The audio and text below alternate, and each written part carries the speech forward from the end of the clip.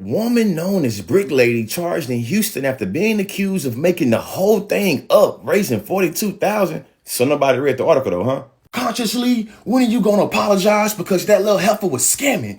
I told you she was scamming, she was lying. When you gonna apologize? The apology better be as loud as the support for her too.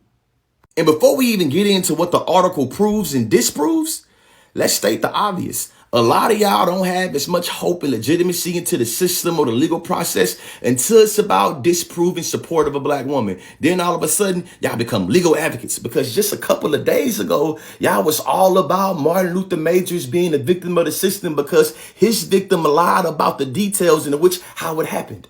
The article proves that she was assaulted, but that she did not give the correct details about how it happened. According to charging documents, Osman and Douglas were in an argument and Douglas reportedly swung his right hand while holding what appeared to be a plastic bottle and struck Osman in the face.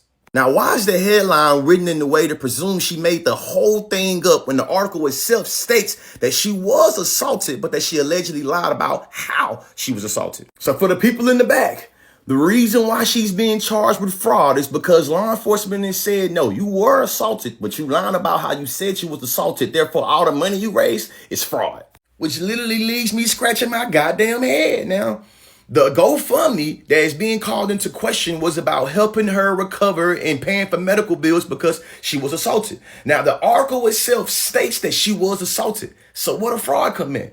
So y'all gonna piss on my hand and tell me it's raining, huh? The article also states they were able to find video of the defendant and another person who they believe was the accused assaulter.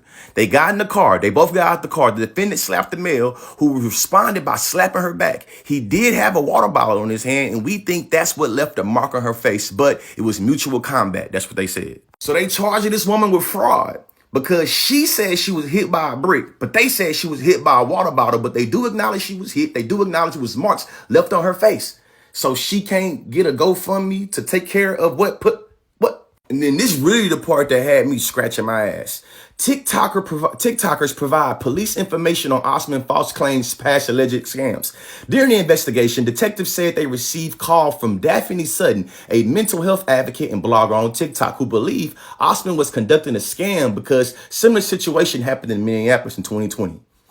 Daphne Sutton, the queen of accountability that literally made about 30, you know what I'm saying? It's exaggeration. I say probably like 10 to 15 different Twitter videos about her calling Houston law enforcement and saying, hey, Ro, yeah, she's scamming. Queen of accountability. So according to law enforcement, it was a plastic water bottle that left this mark on her face. Not no saline, not no injections, not that she made it up. Like, it was a water bottle, apparently. Second thing, they claim in the article it was mutual combat. That's what the law enforcement said. But one individual had a object, the other one did not. And the individual that had an object was a man, but it's mutual combat.